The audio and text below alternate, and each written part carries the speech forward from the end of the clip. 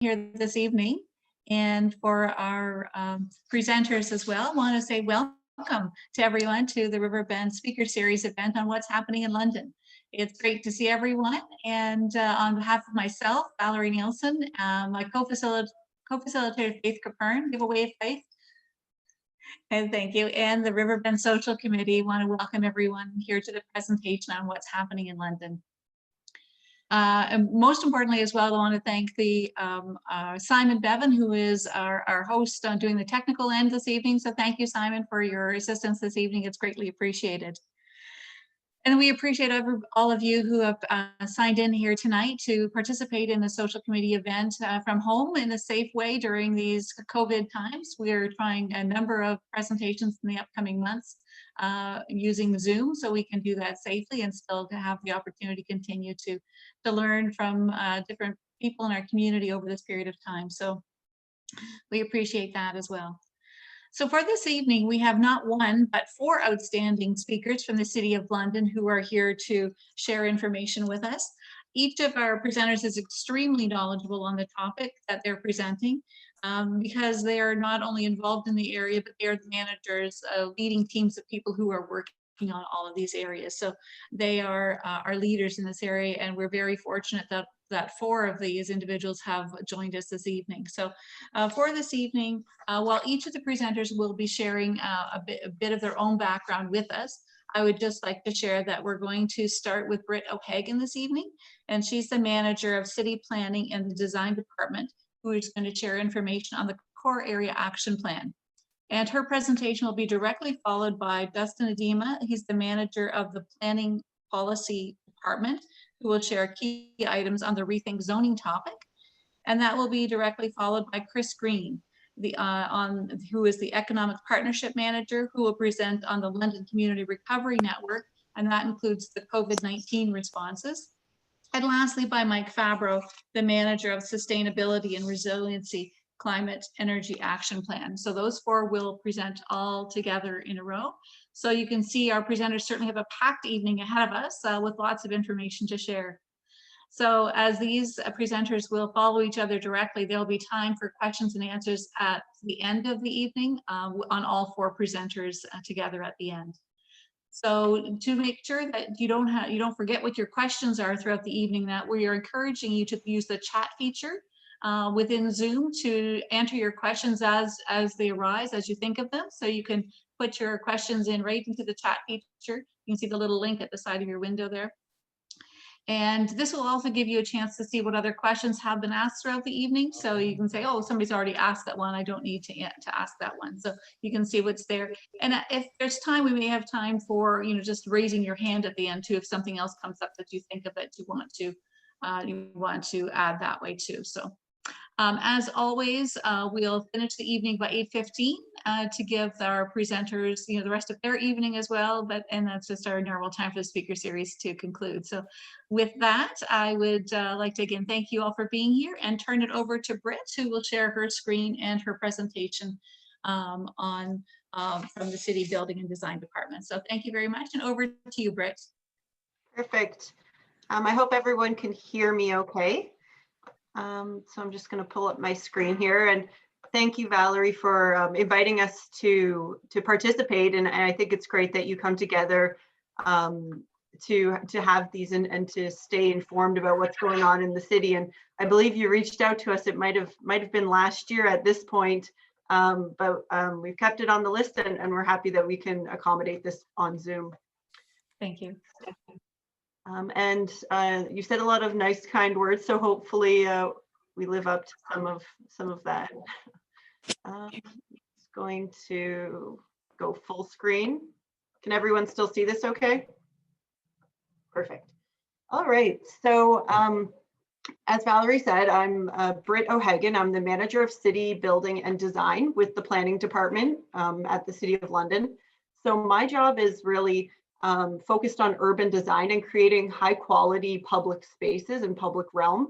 So I get to collaborate on a lot of great projects like rapid transit, the Dundas Place Street, and then a lot of focus on downtown and regenerating the downtown and local economic development.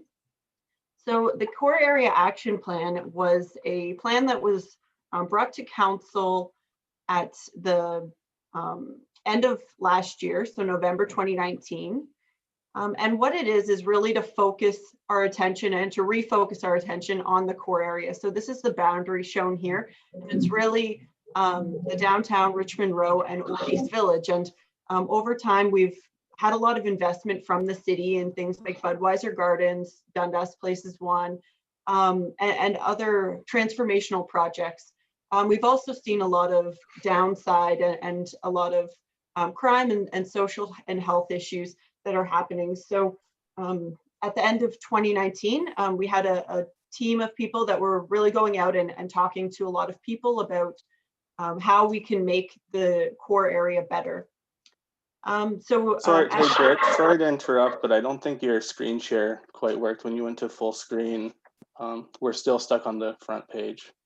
Okay, I will redo it, hopefully. I think it's fair to say that it's not a true Zoom meeting until you have some sort of technical difficulties from at least one person. So thank you, Britt, for it being you. Is this up right now? Yeah, it looks good now. Downtown initiatives? Yep. Perfect, thanks. Thanks for the heads up there. I would have just kept going. So as I said, there's been a lot of focus on the downtown over many years, many decades. And there are a lot of things going on already. So the idea behind the core area action plan was to reconfirm where we need to be putting our focus, and then also to go to council with a plan that we could actually get a budget behind to help kind of boost up some of these initiatives that were already happening. So some of the key messages that we heard, says what we heard at the top, if you can see it. We heard that people were struggling with homelessness and health issues, and they needed help. And that was kind of the #1 priority. And people needed to also feel safe and secure. Businesses needed an environment that allows them to be successful. And the core area needs to attract more people, both in terms of residents, employees, and visitors. So none of these things are really individual or can be tackled on their own. And we kind of came up with this graphic that's the idea of gears. So when you turn the gear on one of these and you start to make progress, you start to see progress in some of the other areas as well. So when you start addressing some health issues like needles, people start feeling safer, and then it creates a better business environment and attracts more people. So all of the initiatives in the core area action plan are really kind of integrated, and my presentation will break it out under these categories, but they really are helping move these gears forward in a number of different areas. So the first one, and the core area action plan has over 70 initiatives, and they have, they're designed to be done in the short term, medium term, and long term. So under the homelessness and health issues, this is not a comprehensive list, but I wanted to bring some of the initiatives forward and that I think are progressing well and that I think really show some promise. So we strengthened the coordinated informed response by adding more resources to it and making it a 24-hour program. So coordinated informed response is there's an outreach component that reaches out to street involved people, and then bylaw enforcement and operations and cleanup as well for some of the leftover refuse that is around the core area. So that's been strengthened and resources have been put there. There's a significant amount of resources that council dedicated to creating more affordable housing units, as well as daytime resting spaces and stabilization spaces for those people that might not have anywhere to go during the day, but want to kind of get off of the street. Housing Stability Week was October 28th to November 1st, and it actually saw over 100 people were given either temporary, medium, short, and long-term housing, which was great, and it really got everybody registered on lists that for housing as it comes up. We had the Affordable Housing Community Improvement Plan, which Justin and his team worked on, and it provides loans and incentives for people to develop more affordable housing. And then another thing was that the province and the local planning Appeals Tribunal did make a decision on a permanent supervised consumption facility in downtown. And so the health unit will be moving forward with that and closing down the existing temporary one. Another interesting program is the head lease program that housing has gone forward with. And the idea is that the city would actually sign leases on behalf of some of the vulnerable populations. And so it becomes a very stable source of income and a reliable source of income for landlords that would want to rent out a room. And it also helps us house some of those vulnerable populations. In terms of safety and security, one of the big items that has been funded is a core area safety audit. So actually looking at the entire core area and identifying some of those problem issues and locations, and then following that up with safety audit recommendations on public property. So improving streetscapes, improving public parking lots with better lighting or cameras or other kind of mechanisms, and then also providing incentives for private businesses to be able to implement improvements on their own land. Another piece is to establish a new storefront space. We call it the Dundas Place Fieldhouse, and so that's under construction. It has been held up a little bit from COVID, but it will be a new presence right on Dundas Place for by law enforcement and for the London Police Services to go there. The London Police have also contributed to the Core Area Action Plan, and I will say that it's a very comprehensive plan that all different areas within the city did work on it. We happen to be coordinating a lot of the overlap within planning, but it was a joint effort by all of City Hall. And the London Police Service, they have increased their foot patrol downtown with 3 constables and 1 sergeant beyond what they already had for foot patrol. We are working on hiring some additional staff for property standards enforcement. And another project that we're working on right now is to establish a 4-year core area ambassador program, which would actually be very helpful people that could be on the street, have a more visual presence, and can assist people and call in issues as they see them and connect everyone with the right people. So that is moving forward with a hopeful start for next spring or early summer. A supportive business environment.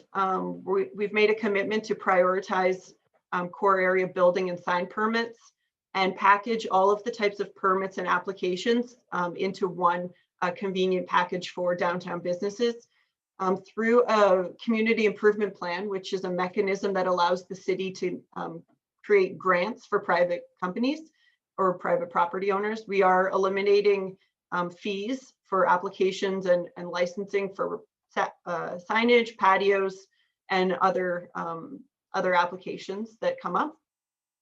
There is resources going into a more robust cleaning program, including garbage and recycling collection on a more regular basis than has previously happened to avoid bag ripping and that sort of thing. And we've also been kind of tactically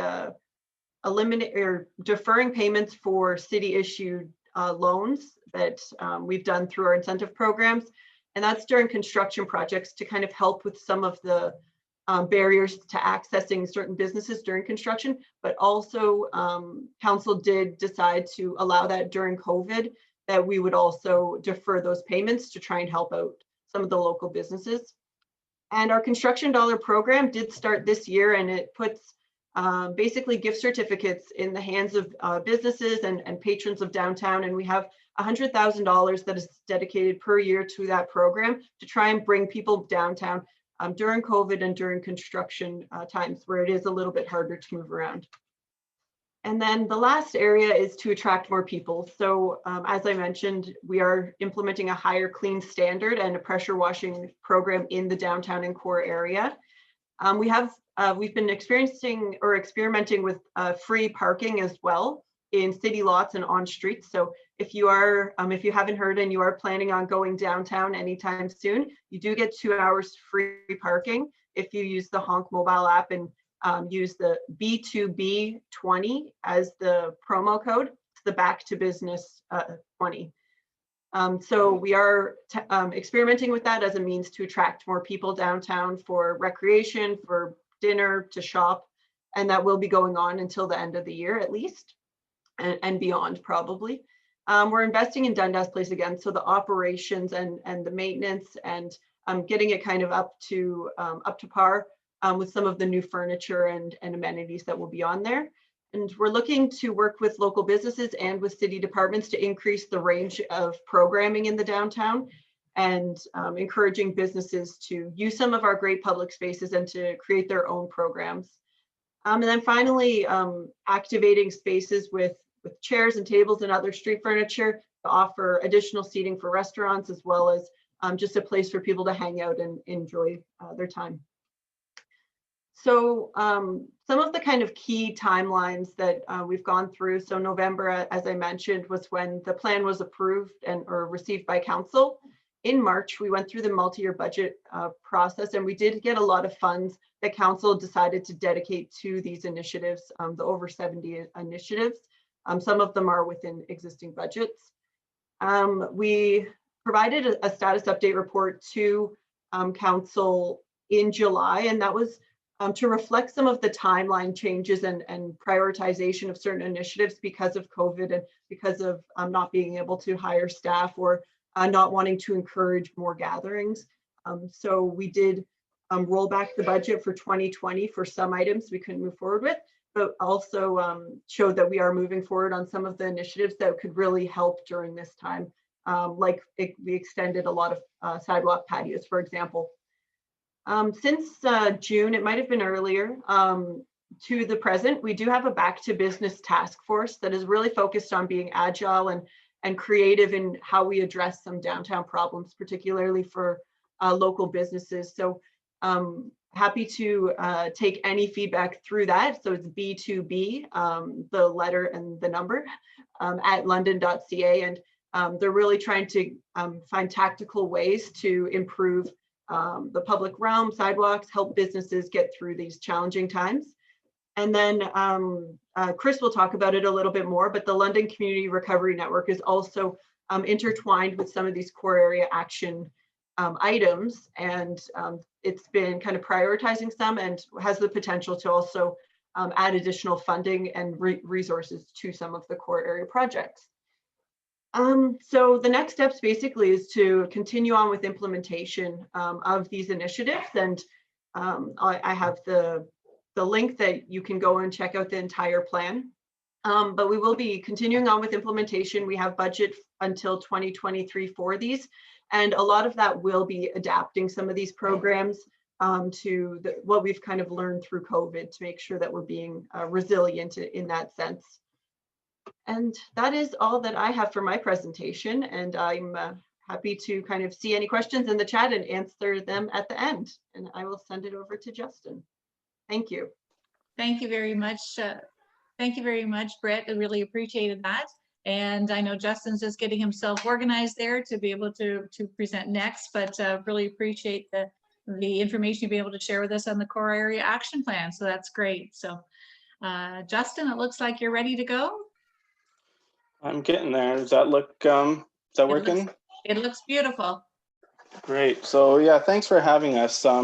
As you mentioned at the beginning, Valerie, my name is Justin Adam. I'm the manager of planning policy. So what my group does is handle a lot of citywide planning policy issues. So some of our big ones that we've been working on recently include the London plan. As you may have heard, we're still working through the appeals process on that. We also do a number of citywide policies and strategies. So affordable housing is becoming a bigger and bigger focus of ours, as well as an urban agriculture strategy and other citywide strategies. But this project is one that I'm really excited about. It's called Rethink Zoning, and it's been going on in the background for about a year now. And we're actually just about to go towards our sort of official public engagement launch. We have a report scheduled for the Planning and Environment Committee on November 30, so just in a couple weeks. And that's going to be sort of the formal launch of the engagement. So what you're seeing today is a bit of a sneak peek or preview on what we have in mind for that engagement. And it's really setting up the preliminary questions for how we zone what zoning is and what a good zoning bylaw looks like to implement and achieve the objectives that are set out in the London Plan. So in terms of what I want to talk about today, I'm going to go through what zoning is and how it works. But then I also want to tie it back to the London Plan because, and as you'll see in my next few slides, zoning doesn't stand on its own. It's really a tool that we use to achieve what's already been written and approved in an official plan. And we're fortunate that we have a really great official plan that was just recently approved by council in the London Plan. So now we have an important and difficult task in preparing a zoning bylaw to achieve those objectives. And then so lastly, and just really quickly, I'll talk a little bit about the Rethink Zoning project itself, some of our timelines and how you might want to get involved in that. So to start, I want to talk about what zoning actually is, and I'm going to try to keep this from becoming too much of a civics lesson, but it's important to understand how the planning policy hierarchy works in Ontario to understand what zoning is and how it actually works and how we can achieve positive outcomes through a zoning bylaw. So in Ontario and our context in London is that we're a creature of the province, right? The province sets the rules that we need to live by in how we plan our city. So the Planning Act is the document that sets those rules, and the provincial policy statement is a set of provincial guides and policies that establish minimum standards that we need to meet in how we plan our city. So it includes objectives like building a compact city, protecting environment, protecting agricultural land, and a lot of those sorts of things. Under the Planning Act, though, the official plan is really the number one and primary city planning document that we have. It sets the vision, the directions, all the objectives, and specific policies for different parts of the city. And actually, the Planning Act requires that any bylaw or any municipal action that's undertaken has to conform with the official plan. So when the official plan sets an objective or sets a direction on anything, every bylaw or action we take as a municipality needs to conform with that plan. And that allows the province to ensure that we're working in a positive direction that's consistent with the policy directions that they've set. So zoning falls below that official plan as a bylaw. It's one of those tools that we have to achieve the vision of the official plan. And it's not the only one either. There's zoning. I've got site plan listed here. It's another very crucial tool that we have to achieve the outcomes or described in the official plan. But there's lots of other tools as well that we can draw on to build the sort of city that we've all envisioned and agreed upon through the London Plan development process. So this is from the province's website. They describe what zoning is, and they describe it as a tool that implements the objectives and policies of a municipality's official plan, provides a legal way of managing land use and future development. And that's key, right? Because an official plan is policy. So it sets a direction and those sorts of requirements, but it's not applicable law. So it doesn't have specific rules necessarily to follow. It sets the expectation and standard, but through bylaws like a zoning bylaw is where you really get the teeth that establish what can or can't be built. And then so in addition to the official plan, it protects from our land use conflicts. So again, a very important role of the zoning bylaws to separate land uses that don't work well together. So in its simplest terms, when we think about zoning and what can go into zoning, we can think of it as a box, right? So there's a box around a property. And we like to talk about use, intensity, and form as the three key elements of any planning decision or planning process or consideration. So use being what you can do. So residential is a use, a single detached dwelling is a use. So use is what you can do. Intensity is how much of that thing you can do. So whether it's 4-story building or a 30-story building.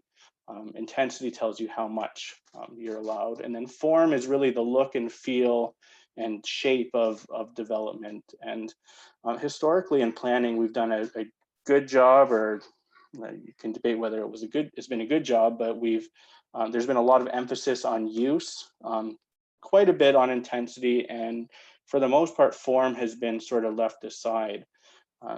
That's one of the key changes that I'll get into in the London plan, is we really emphasize form as a key part of the planning process. And that's a challenge for the zoning bylaw, is how do you reflect a planning approach that's been updated quite significantly to make form an essential piece to the planning process. So I want to talk now about how zoning works. And I thought that a good example or a good way to try to do this, and as I mentioned at the beginning, this is sort of a trial run, so I'm really interested in your feedback if you find this exercise or example helpful.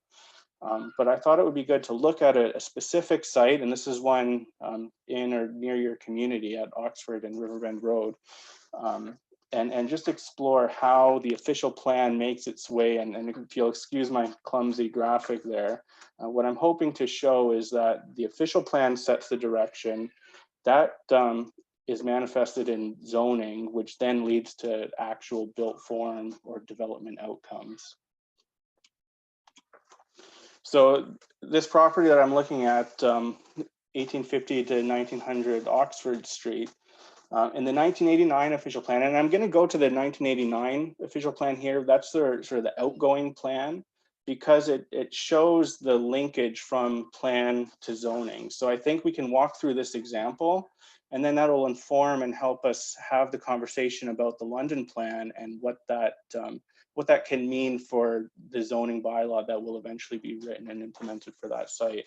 So when we look at the 1989 official plan, it designates this property as a community commercial node.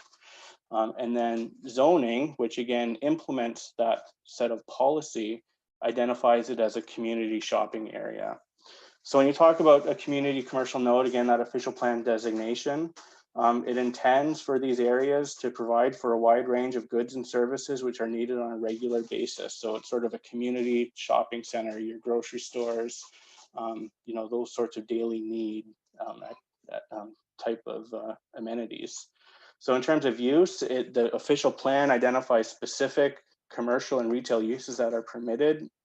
It caps intensity at 50,000 square meters, kind of hard to understand exactly in a theoretical way what that means, but that's where it's capped at. And then in terms of form, there's really not a lot there in the official plan.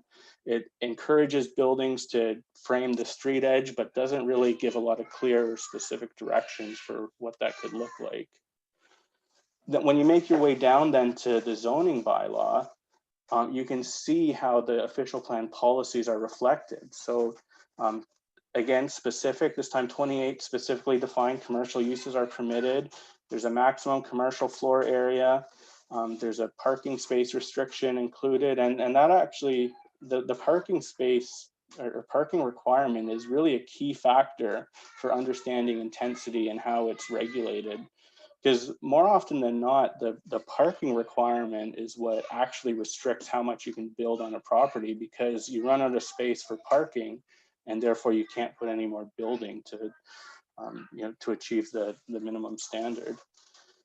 And then in terms of form, there's some requirements as well. So there's a 15-meter front yard setback, maximum coverage of 30%. So how much site area can buildings occupy is 30% of the lot.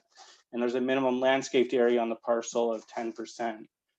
So this image is actually a different site that's within that CSA community shopping area zone. It's actually the Lowe's on Fanshawe Park. But you can see this is what you get with this type of planning approach, right? So when you talk about form, yeah, the buildings are at the street, but it's really not achieving the kind of vision that we want for a commercial center or a community hub of sorts. So in terms of what we observe and what we can learn from this is that the 89 official plan prioritizes land use, then intensity, and then lastly, there's a little bit of form consideration, but not much. And this makes its way down into the zoning bylaw, which results in development, which I showed, that doesn't support a lot of the broader planning goals that we have for the city. So things like building a more sustainable city, building a more compact city, providing sense of place, and all those sorts of things. When the planning policy and therefore zoning don't address that sufficiently, we end up with places that that don't live up to our expectations. So moving then now to the London plan, the approach is pretty significantly changed in how we plan the city. So the London plan is based on a number of key themes and principles of planning. So I've listed a few of them here, a mosaic of great places. So, not calling part or colors on the map land use designations anymore, but calling them place types. So you're trying to understand what we want this place to be and not just think of it in terms of what uses should be permitted there. Emphasizing use intensity form, I described that already, but elevating form to an equal part of the planning equation is a critical piece to the London plan, growing inward and upward, recognizing the need to intensify as the city transitions from a small to mid-size to a mid to large city. Linking development with mobility, that's another critical component of this. Since we've been working on rapid transit plans and even with local transit, aligning intensity with places that support those mobility choices, and even the way we design development, making sure that it is accessible by transit or active transportation or those sorts of ways of moving through the city. But we balance these things with context-sensitive development. So understanding what's valuable and good within existing neighborhoods, within lower density neighborhoods, and planning to protect those things as well and provide that sort of balance. And then finally, sustainability is a key element to the London plan. And Mike's going to talk more about sustainability specifically, but really the London plan is based on an understanding that everything we do contributes to how sustainable or unsustainable the city is. So the way we build, the way we plan and develop needs to take that into account at a really fundamental level.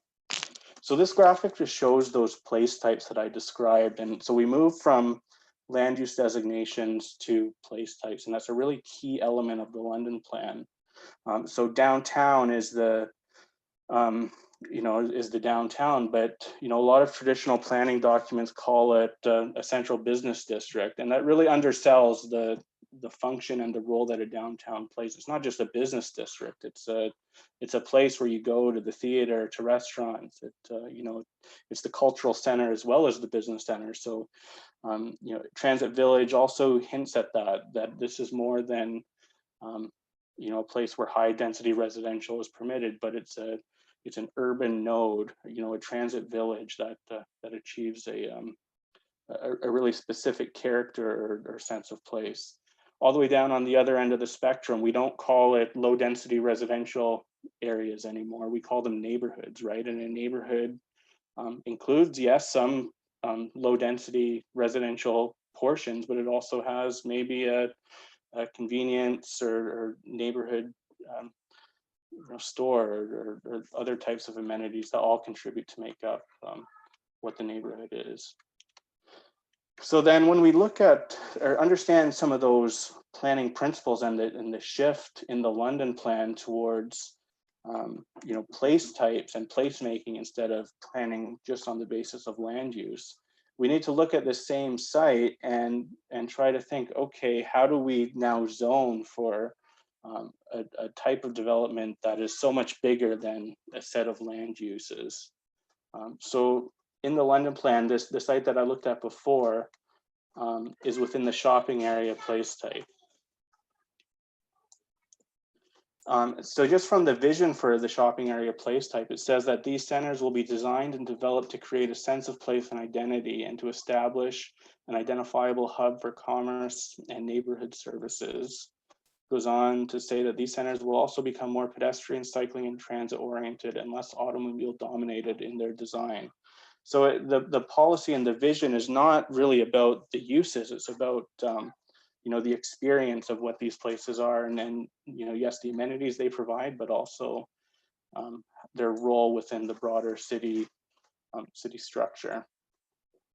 When we look at the more specific policies for this area, it also addresses use intensity and form, but you can see the priority is flipped. So use is identified as permitted, but it doesn't list 17 specific types of commercial uses that are permitted. It talks about commercial, residential, retail, all being permitted, and a mix of uses being appropriate and desirable. It allows for more intensity, up to 6 stories in height in some places, and talks about transition and how we fit within the context where these shopping areas are adjacent to the neighborhood's place type. And finally, it talks a lot about form, where the 89 official plan didn't really address form. This talks about specific objectives that we want to achieve in terms of the built form or design of the shopping area. So pedestrian oriented design, orienting building towards the street, breaking up large blocks. So we want to move away from this power center mentality or approach where there's massive stores ringing and even more massive parking lot. But no, we want to break it up, achieve more of a fine grained urban fabric to add interest and add that sense of place within the community. And also including gathering spaces is a critical part to achieving the neighborhood function that we're hoping to find in these shopping areas. So I hope it's clear that the approach and the way we plan the city will have to change when we move away from the 89 official plan into the London plan and its approach that addresses use intensity and form. The challenge, though, is what does that look like? And I've talked about this. How do we add form into a zoning bylaw where that's traditionally not been what we do or what people are familiar or comfortable with in London? So these are some of the questions that we're asking and that we will be posing again when this engagement program launches in a few weeks. So things like what height or intensity should be permitted as of right in the new zoning bylaw. So as of right means like kind of pre-zoned or you're given the ability to build to that height, and that's an absolute in most cases. So if the plan permits up to 6 stories, should you zone up to 6 stories? Should you zone up to 4 stories and add some type of application process to increase that up to the maximum of 6? So that's an important question. What current zoning rules should be utilized to achieve the vision for each place type in the London plan? What zoning rules should be, or what new zoning rules should be considered? Where's the current zoning bylaw unable to meet those form requirements, and what specifically should we add in terms of a regulation to ensure that vision is achieved? And then how can other issues that come up, and and maybe issues isn't the right word there, but objectives. So sustainability again is a huge objective. How can we take that citywide objective and direction to build a more sustainable city and use the zoning bylaw to achieve that? Affordable housing is another huge issue that's only becoming bigger and more significant in London. So how can we, through our zoning bylaw, provide for that supply and increase the housing units that are built and the affordable housing units that are built to help address this critical issue? So these are the types of questions that we need to get into, and we will be getting into over the next year as we do this more background issues based type of analysis, and then beyond that as we get into more specific considerations of how we zone for the different parts of the city. So then just quickly here, I want to touch on the Rethink Zoning project overview and process. So right now we're at the beginning, we're at the engagement launch happening in a few weeks.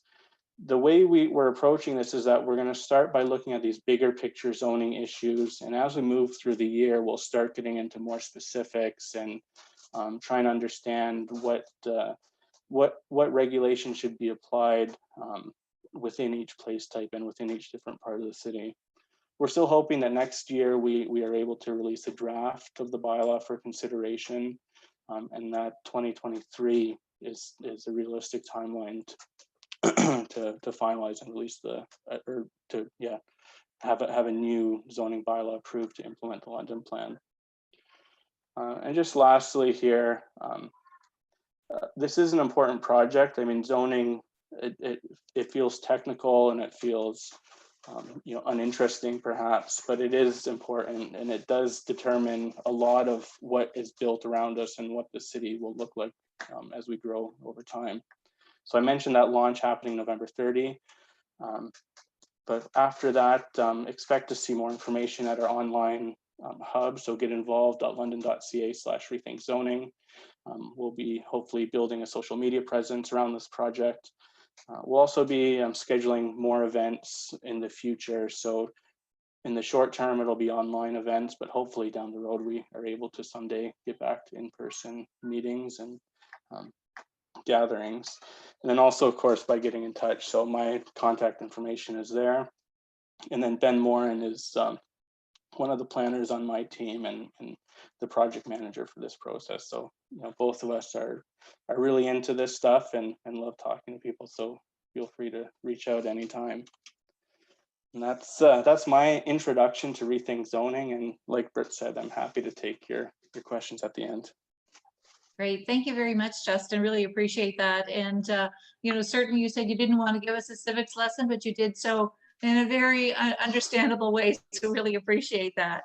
And I really also appreciate that you were able to make it personalized for us, and even choosing something in our own neighborhood to help explain to us. So in terms of the RiverBend area across from West 5, and some of the developments there. So thank you for that. Really appreciate it.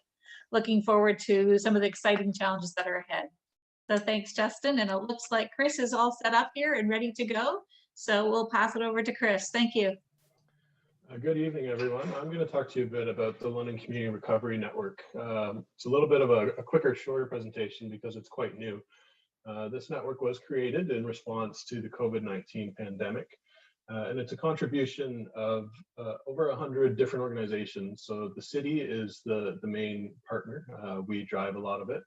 City Council is very invested in this project, but we've recruited the university, the college, all of the local hospitals, school boards, many local businesses, as well as many local nonprofits and organizations. So as we know, March 2020 is when the pandemic unofficially began in Canada. And that's when we started to experience a lot of shutdowns locally. At this time, Mayor Ed Holder and Deputy Mayor Helmer at the time quickly struck task forces. So they had a social recovery task force and an economic recovery task force. And the purpose of those task forces was to listen to the folks in those service sectors and in those industries and see what they needed immediately. What could the city help with? And this is a very tricky time for us as the City of London, because a lot of things involved in this, are provincial legislation and federal responsibility as well. So where can the city help Londoners, London businesses, and what can we do to keep everybody on their feet? So through the few months following that with the task forces, several projects and initiatives were created. Britt spoke about the Back to Business team. That was something that came out of the task forces. And teams like that did quick projects. So you might have heard we extended the patio season and we made it easier for restaurants to get patios. We helped businesses get protective equipment such as masks and signage so they could properly make their businesses safe for customers. So those were some of the things we did quickly. After this, LCRN in early July became a bigger project. We felt we could accomplish everything quickly, and now what happens next? So a few stats that we looked at early to think about, what is the situation we are in? So you see here our GDP for London locally in 2019 was 23.4 billion, and we were on a climb at that point. We were actually experienced about 8 years of climbing through 2019.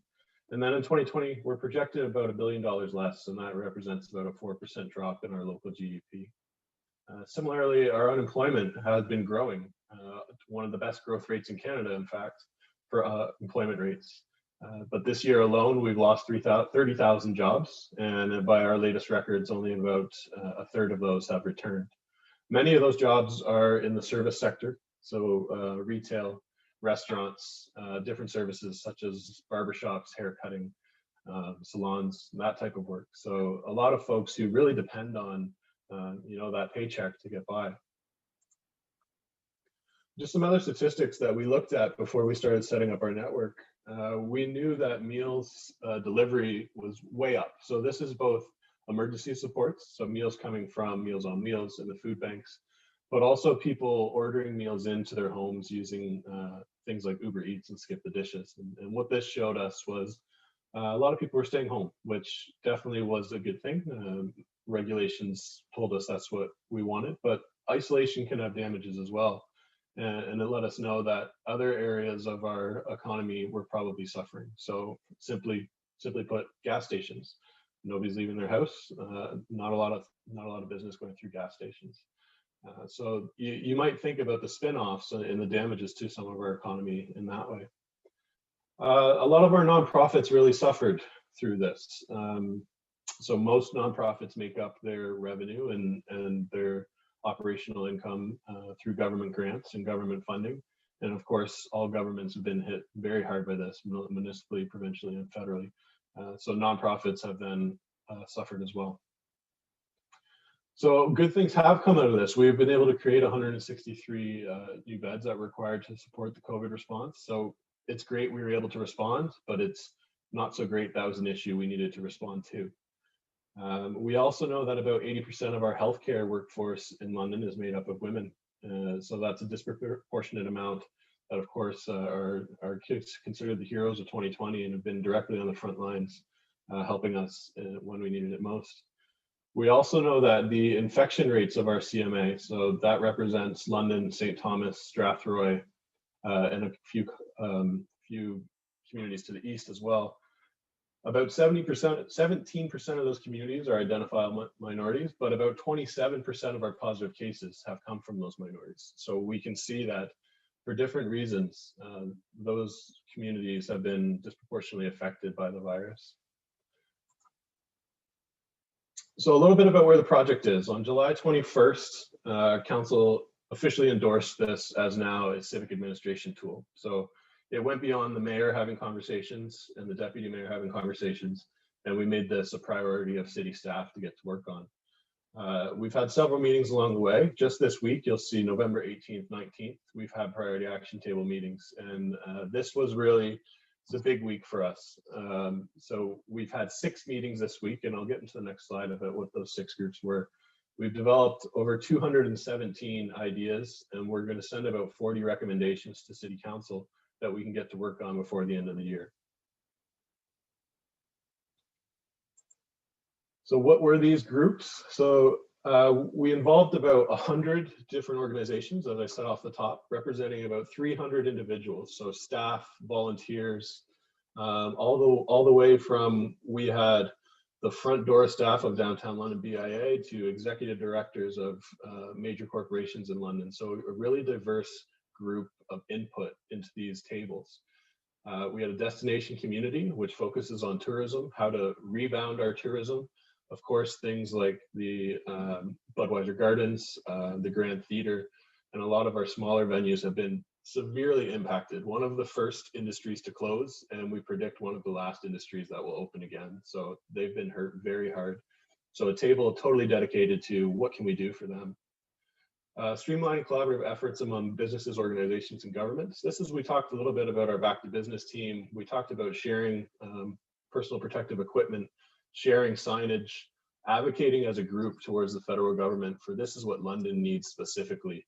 A lot of times we get lost in the shadow of the GTA and the needs of London may be lost. So we've started personal advocacy efforts to what we need here in London.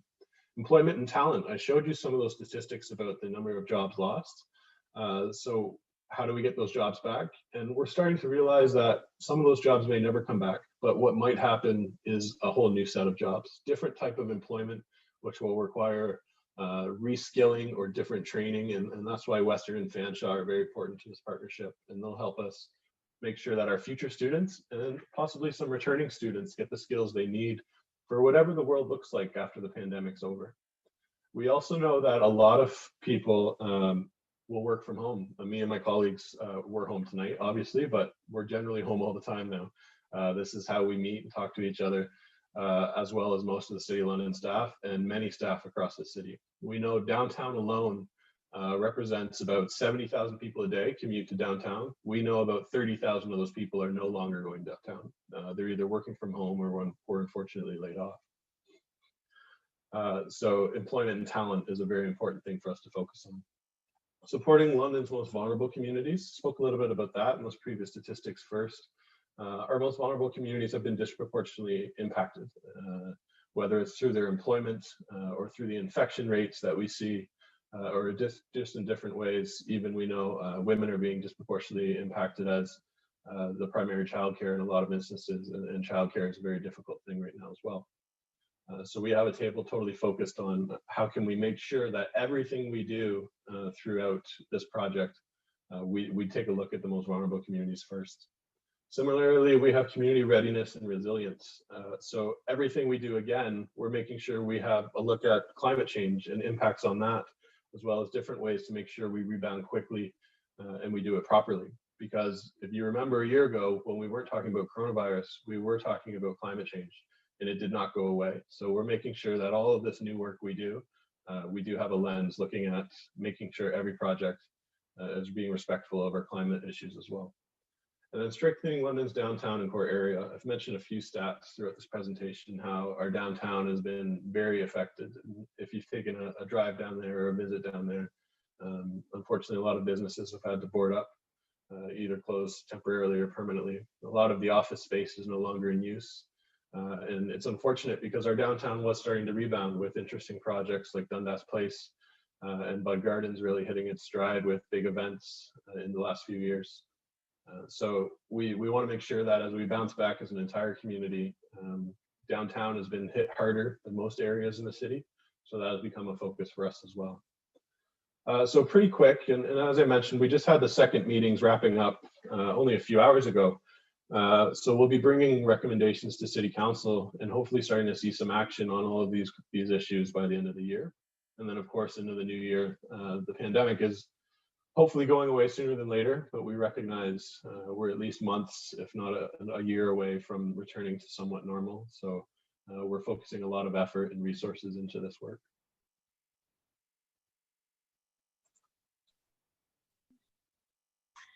Thank you very much, Chris. Really appreciate that. And it sounds like it's been a very busy time for you and had to regroup quickly. We look forward to hearing more about what's coming from all of your focus groups, and as the plans move forward in the next upcoming weeks. It's certainly a big challenge for so many in our city and in the province and across the world, but it's great to see the things that are happening locally on this front to help so many have been impacted by that. So thank you for that. And I think we're passing over to Mike now. So thank you very much, Chris, and flipping to Mike. Thank you, Mike.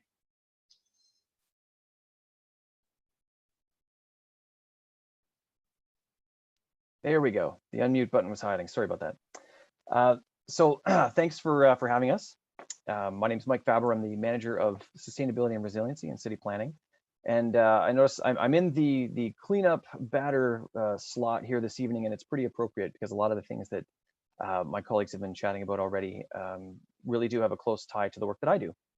And so, as hopefully you guys remember, back in April 2019, the City of London declared a climate emergency, which is essentially a declaration that's been more common since, whereby the municipal government recognizes the importance of dealing with climate change, both on a mitigation and adaptation perspective. And I have to admit, I peeled this directly from a slide that Catherine Hayhoe, who's a prominent climate scientist, presented just a couple of days ago, and it really is a reminder. Chris touched on this. You know, we're dealing with an acute emergency, a health emergency in COVID-19, which is likely to create a pretty significant follow-on emergency in a recession. But all the while, we've got climate change looming in the background. So this is a little bit tongue-in-cheek, but I think it is important to remember that even though we are faced with one emergency, that doesn't make the other ones go away. So we're currently tasked at the city with putting together a community-wide climate emergency action plan. And what this is it's really a plan that's not just a set of actions that the city is taking, but actions that the community and institutions, business owners, and even individuals can take as well.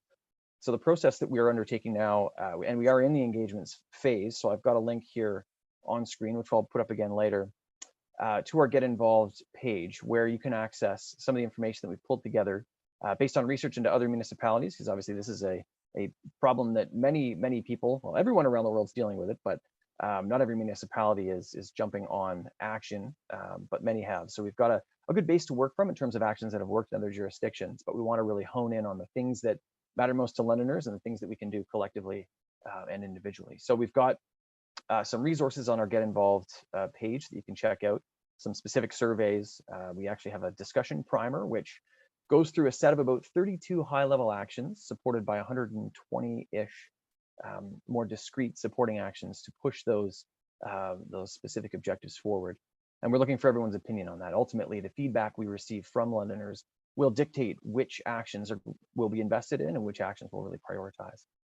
And we've got a pretty fun tool coming out as well in the next week and a half, which is a climate action simulator, which will allow users to essentially play around with different options and have a look at what the impact of investing in certain climate change adaptation and mitigation actions would look like for the community to reach our goals.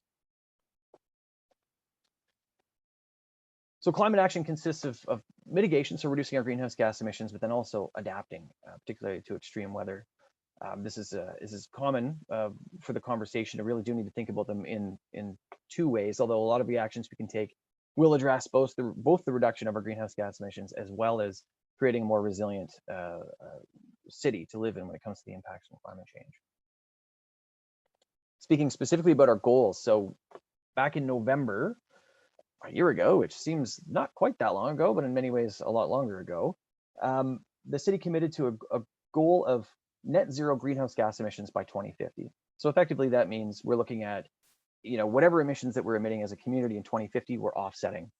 So whether that be through technologies that actually pull carbon out of the air, or the use of natural heritage and trees and forestry to sequester carbon. So this is a pretty aggressive goal, but it's one that's been identified through the scientific community as one that's necessary to prevent catastrophic warming. And we've had the science on climate change for decades now, and the conversation about the doom and gloom is not one that I really want to harp on here this evening. I think everyone's heard it, and it's been pretty clear that it doesn't really resonate with people. I think the reality of climate change as an issue is that it is a tragedy of the commons, right? Everyone is responsible for it, and everyone's going to be impacted by it. But if you look down the road and where we're situated in London, we've actually got a fantastic opportunity to be it sounds cheesy, but a beacon of hope. There's technologies that exist, there's business models that exist to move towards a circular economy that's low carbon. And in a place like London, where we have abundant fresh water, we have some of the best farmland in the world on our doorstep to grow food for ourselves, and a stable government. These are things that you don't find everywhere else. So we've really got an opportunity to build the city of the future here in London, and it takes action now. So in terms of actually hitting that 2050 target of net zero greenhouse gas emissions, we've been at it for a while now, and here in London, we've been tracking our greenhouse gas emissions community-wide since 1990. And you'll see here that from the mid-2000s to basically present day, we've come pretty close, and I think thanks to COVID, we will most definitely meet the 15% reduction below 1990 levels that we had targeted for ourselves by 2020, the end of 2020. We'll have that data sort of mid next year, so we'll be able to report out on that. But you can see that the trajectory here to keep reducing our emissions is significant. And one of the most significant factors to getting where we are now with that reduction from 2007 and our peak was primarily due to the Ontario electricity grid being cleaned by the removal of coal-fired power plants. And so we're not going to see a significant jump of that magnitude again. Well, we may, and hopefully we do through some action of higher governments, but there's things that we can do as a city to really address our greenhouse gas emissions and make sure we meet that target. So this is the 2019 data for community greenhouse gas emissions. And you can see on the far right-hand side there, that long, tall, deep green bar. That is the amount of greenhouse gas emissions community-wide that come from the use of our personal vehicles.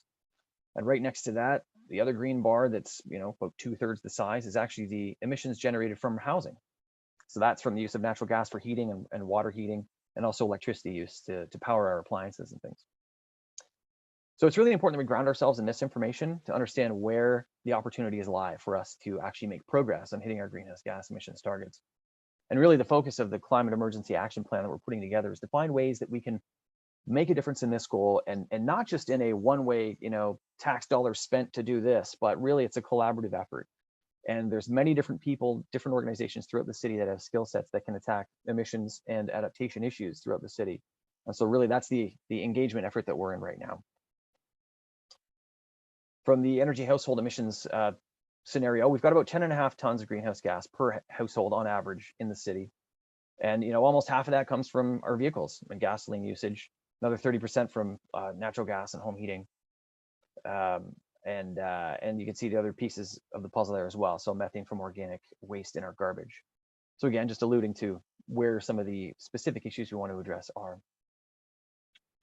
So that's sort of the mitigation information. You know, when we're talking about adaptation, it's really easy to sort of psychologically remove ourselves from many of the big headline stories when it comes to climate change, be it the massive wildfires in Australia, which were only just January this year.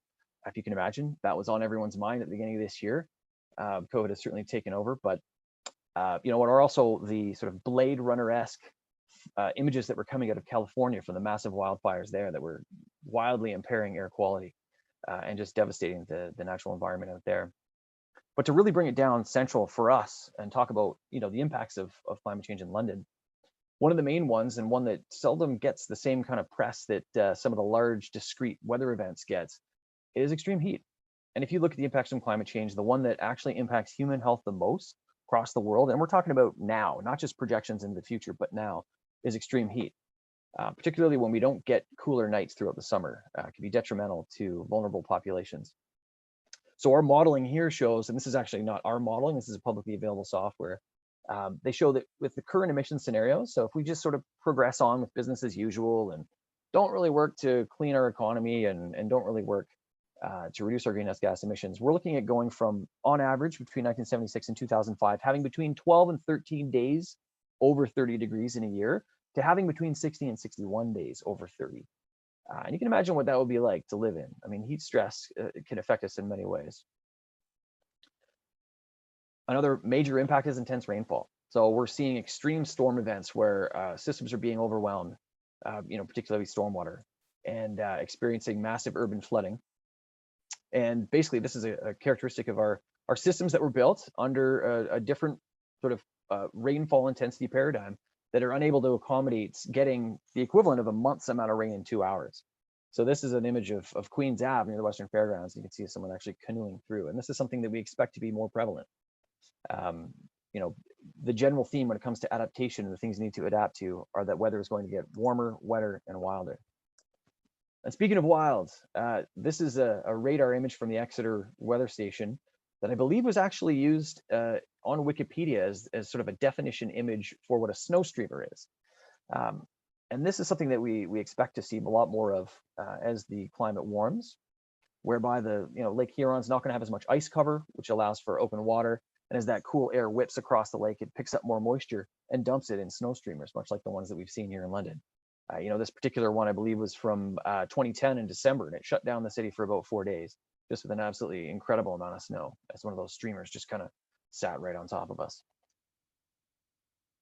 And then another issue when it comes to water, which is something we're already seeing and expect to see more of, is winter flooding. So we would normally expect flooding to happen in the spring freshet. So basically, you know, as the snow melts, you get your spring rains, and that's typical, you know, for sort of a flooding issue time period. But what's happening is that we're seeing rain earlier in the year, be it January, February, and typically this is when the ground is still frozen, which impairs the ground's ability for water to infiltrate, and hence it pools. And so we have flooding of a totally different scenario.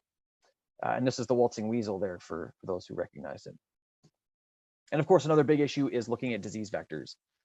Just recently, as a matter of fact, this year, London has been designated as a formal estimated risk area for Lyme disease. And this is because ticks are now able to overwinter in the province a lot easier. With the fewer colder nights, fewer colder days, they can actually survive. And so we're seeing this as a much more prevalent issue. And of course, there's always the pocketbook conversation as well. This is a collection of data that documents the catastrophic losses from the Insurance Bureau of Canada.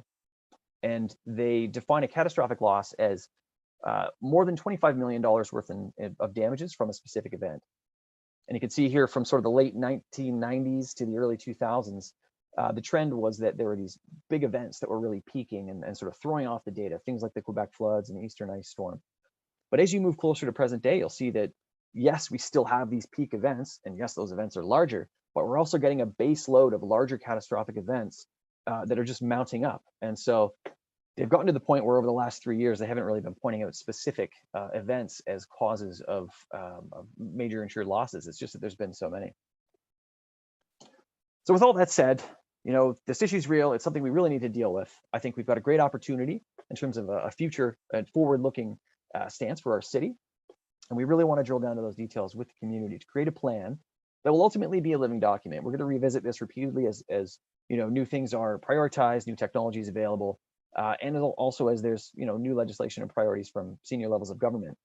But what we've done is we've broken it down into the 5 pillars that were used to generate the London Plan, which you guys heard about earlier and hopefully are familiar with. So looking specifically at how we live, so helping Londoners respond and prepare to climate change or for climate change at home, looking specifically at things like residential retrofits, urban agriculture and food security and neighborhood resilience. Also looking at how we green, the natural heritage that we have in the city as a forest city is an important component to combating some of the larger effects from climate change.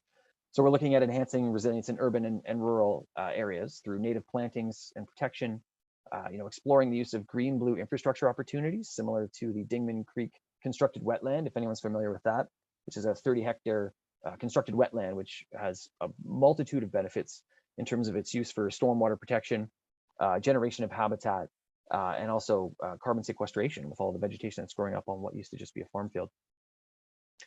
Also, how we move. I mean, there's a lot of issues around how we move. If you think back to our profile of emissions, personal vehicle use is one of the main, or is the most prominent greenhouse gas emission source that we have community-wide. So, we're looking at ways that we can expand active transportation infrastructure, and improving transit, and also advocating for regional transportation improvements. So a number of different things in there. And again, if you go to our discussion primer, you'll see how we've broken it all out into some of the issues and supporting actions where we're looking for people to really harness their initiative and really lead some of these things with us. And of course, how we grow. We talked quite a bit about zoning, and I think that Justin touched on it. We really want to make sure that as we grow as a city, we're not committing to creating places where people will be living that would be particularly susceptible to some of the impacts that we're seeing from climate change. And also, we don't really want to be committing to long-term emissions of greenhouse gases, particularly from the use of fossil fuels. So there's a number of things that we can do in terms of how we grow, specifically around developing green standards that implement the policy in the London Plan, and also working on some of the adaptation angles, like using low-impact development so that rainwater, when it falls, can infiltrate where it falls instead of having to be direct piped down to natural water course or stormwater management ponds, which have significant issues of their own. And then the final pillar is how we prosper. So looking specifically at driving innovation in our community and helping London become a climate change resilient city. And I think really the opportunity, if we get this right, there's going to be a lot of people, there already are a lot of people and businesses out there that are focusing on the circular economy. And if London is doing this right now and we position ourselves well, we'll be a beacon that will be attracting those folks. And I think there's some really interesting issues that you can check out in our discussion primer on this particular pillar, as it relates to increasing distributed renewable energy assets, so solar on roofs and others, working with businesses particularly to drive towards sustainability. So what we need from you and everybody across the city really is to read the information that we have available on our Get Involved page, which I'll throw the link up in just a moment. Let us know what you think is feasible. What can we do? What should we keep, revise, remove, add? We really need to hear from you folks and be able to take those messages and allow them to really form our plan moving forward, the first iteration of our plan. So again, this is the Get Involved website, and I would be happy to answer any questions that anybody has. But I do hope that you go and check it out, read the material that we've got, and let us know what you think. Thank you. Great. Thank you very much, Mike. Really appreciate your perspective on what's happening in London as well. It's, you know, the illustration you had up there with the waves, that will stick in my brain after, you know, recognizing that, you know, all of these are happening at the same time, and they are all important, and one doesn't go away because another one is there. So thank you for that, as well as the invitations to get involved in some strategies for the future on such an important topic. So thank you. So I'll turn it over to Faith now to see if there are any questions.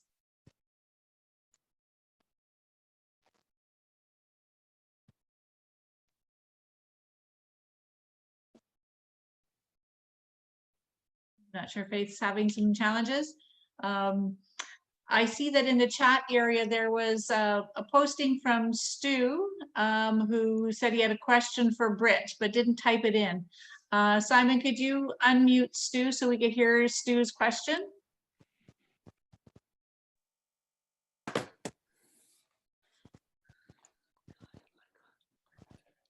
you hear me now? Yep, we can hear you, Stu. Hi. Sorry, I struggle with the technology. I tried to type my question.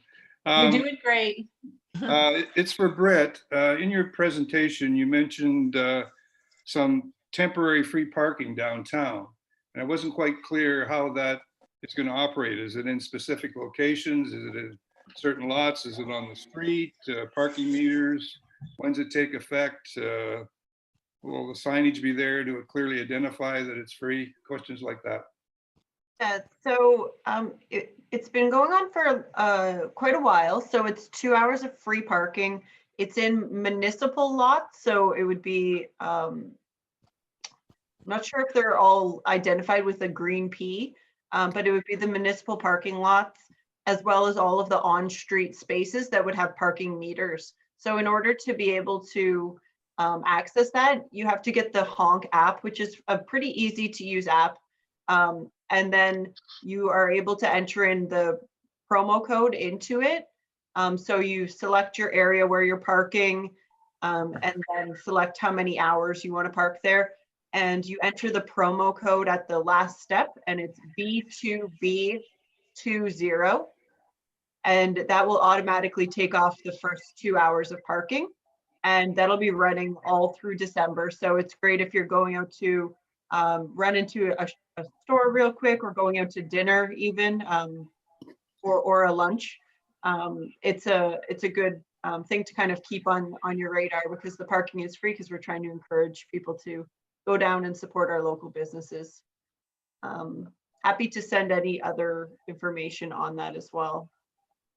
Okay, great. Thank you very much. Val, can you hear me?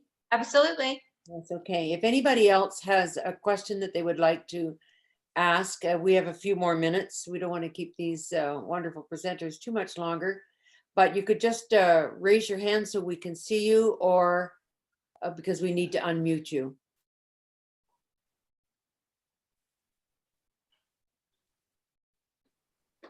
It looks like there's a lot of cameras off, so we can't tell them right now. In the meantime, maybe, I don't know if you want to highlight that question that came in through the chat group there. Yeah. This one question came in to ask about a grocery store downtown. And it was very clear. The answer was very clear, if you haven't seen it, that they need, 10 to 12,000 people downtown to justify a large chain store, grocery store. And while it's on the books, we're just not there yet, obviously, in terms of population. So that's always an important issue for developing the downtown residential community, but obviously it's on the dockets. I have a little question that maybe I could ask directly.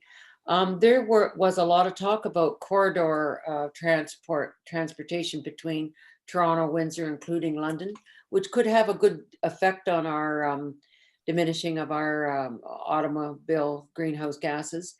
Are we anywhere with that? It's been on the books for a long time, but I wonder where we are. That might be for Mike. So that really is a provincial jurisdiction. Okay. So we don't, we don't really have much to report on that. But I can tell you that there have been some city projects that have been executed near a couple of the main rail lines that come through the city. And one of the stipulations is that any bridges heading over those have to accommodate potential future high-speed rail. So there are some pieces in place that are allowing for that to occur if the political winds were to blow in the right direction and that were to come to fruition. So it's, yeah, I mean, it's one of those situations where you're absolutely right. There's a study that was done that looked specifically at gasoline purchases and how they associated with transportation trips. And about a third of our emissions from personal vehicle transportation are from trips within the city. And the other 2/3 are from people coming into the city or leaving the city. So when you talk about putting in a more sustainable regional transportation system, it would have a foundational impact on the entire province's greenhouse gas emissions if it were something that were frequent, comfortable, and affordable that people could actually use. So I would implore you to ask your provincial and federal MPs about that issue. Okay, thank you. Yeah, and I can just add a little bit to that because there had been some engagement and discussion going on between municipalities and the province under the previous provincial government.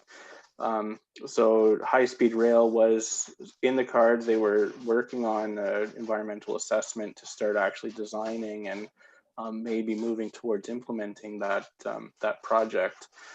However, you know, like Mike alluded to, the political winds changed, and you know, that they're not actively pursuing that right now. But I think it does make a lot of sense. We have a really good corridor for it in southwestern Ontario. And you know, at least like Mike said, they are protecting those corridors to allow it to happen later on, because I agree it would be a really positive development for London to have that kind of access to, you know, the GTA as well as to, you know, Windsor, Detroit. But yeah, so it may change, but yeah, that's certainly a provincial directive that we've been supportive of and participated in as long as they were having the conversation.